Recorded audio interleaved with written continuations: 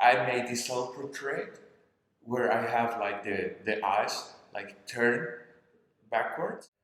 I want this image to see inside as an image that is introspective with itself, you know?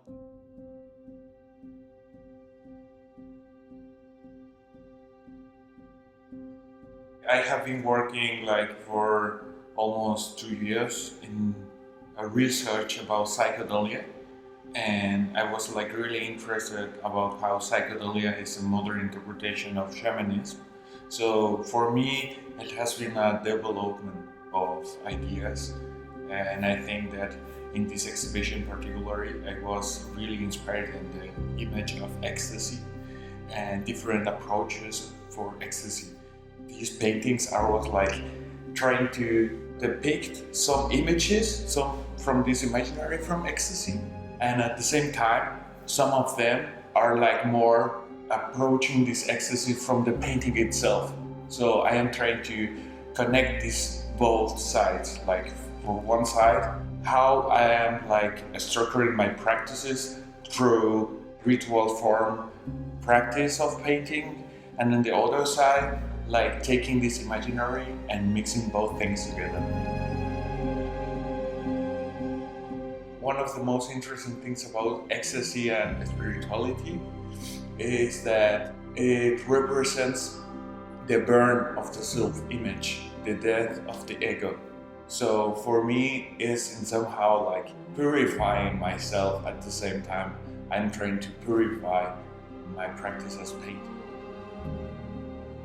When I was reading Terence McKenna, The Invisible Landscape, I was really interested in some part things about like the shamans that are initiated in the practice.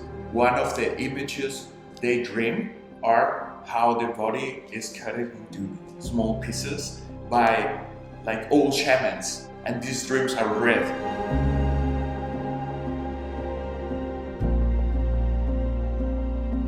With these performative actions, what I'm trying to do is to point certain things that actually are happening in my practice. So for me, it's like these approaches are making visible. Through these actions, it's like approachable, the invisible. So the candles I'm using are like wax candles that are used for rituals in southern Mexico. This copal. Copal is a kind of incense from Mexico that for the Mayas and also for Aztecs and many cultures there is for calling spirits. This burn in this area specific, it represents like making present these entities. It's like calling. So for me, I want to point also the presence of this indigenous in the way we understand not only painting but spirituality.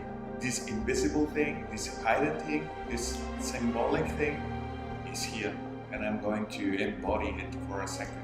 That's why I need like to put the candles and the charcoal like with this action, like invoke those energies.